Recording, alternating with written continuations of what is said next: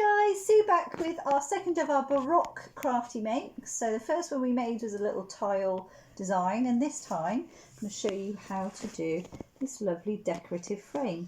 So again, the Baroque period was all about lavish design, lots of swirls, lots of foliage and stuff like that. So I'm going to show you how to do this frame, which you could then use as a lovely border for a picture, or you could reinforce it on some heavy card, make yourself a picture frame. Okay, so I'm just going to show you how to create the shape first. So what you'll need is some scissors, some card, some scissors, pencil, pen and a ruler. Now have whatever card you've got. I've just got some finished white card. If you've just got a back of a cereal box, anything like that you've got lying around, that's fine to use. But to create this decorative frame, what we're going to do is we're going to fold our paper in half long ways. Now this will make sure that we get some kind of symmetry with our shape, because we want it to be fairly similar both sides. So first of all, we're going to draw a rectangle on the inside. So this will be what you call the aperture or the opening of our frame. So you might want to just do a little one and then do a really wide frame to decorate. Totally up to you. So I'm not worrying too much about it being super straight. So I'm just going to do up to there. Okay, and then basically what you do is you draw a really nice kind of wiggly decorative line here. So I'm going to have it slightly taller at the top and the bottom. So I'm just going to come round. So I'm not worrying too much, going to come up at the corner. Now what you don't want is it to be any jagged edges. So it's all kind of soft edges coming out at the corner. And then as you get to the bottom, coming down like this. Now you can cut it out, and if you're not happy with it, you can just cut little bits off. So I'm just going to follow this around. Again, I'm not going to worry too much about sticking to the line. It's just to give you a bit of a guide. So again, it's easier to move what you're cutting and keep your scissors in a similar place. So like I say, I'm not worrying too much about sticking it exactly to the line, just going. It's a bit of a guideline. It's quite nice because you don't really know how it's going to turn out until you open it up. You do that, and then I'm just going to cut the middle bit. Now I'm a bit worried about being a bit close here.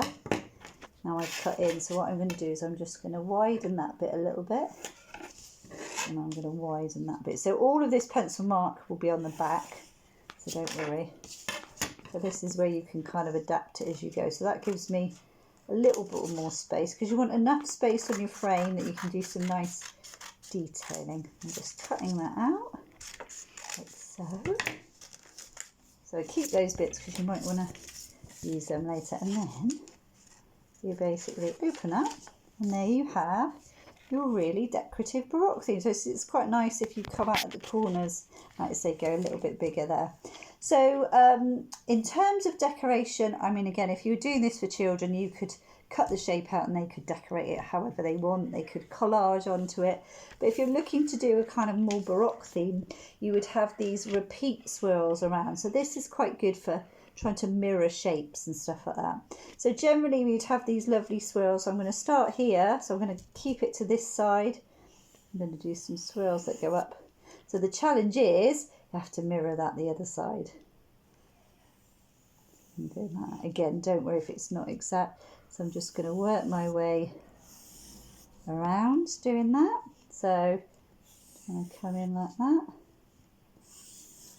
And then you can do something similar. So you can just map it out all in pencil first.